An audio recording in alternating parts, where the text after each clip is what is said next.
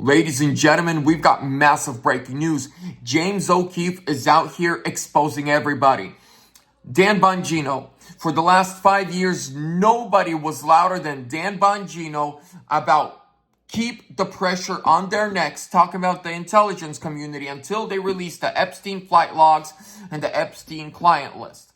Now that Dan Bongino is the assistant director of the FBI, he's telling us, oh, nothing, don't worry about it.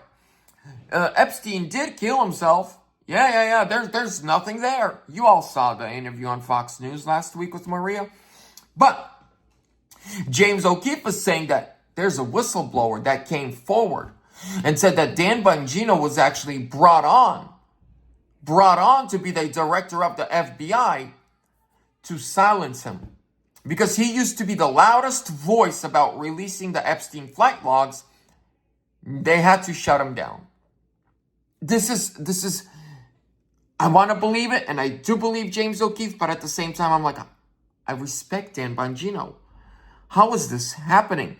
But we can't deny the fact that we all saw Dan Bongino change overnight. As soon as he became director of the FBI, he does not want you questioning the Epstein stuff anymore. He wants you to just believe that Epstein killed himself.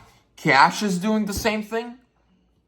James O'Keefe goes on the PBD podcast and says they were either threatened or they were either bought.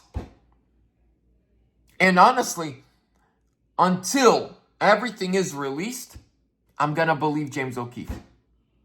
But this is, ladies and gentlemen, shocking. And I pray that Trump realizes that, hey, Trump declassified the Epstein, all of it, all the Epstein files 2 months ago. We still have nothing. And the deadline was 40 days. It's been almost 80.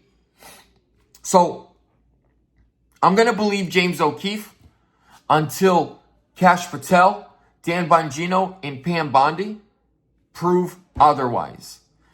Go to the PBD podcast. The whole video is there where he talks about it.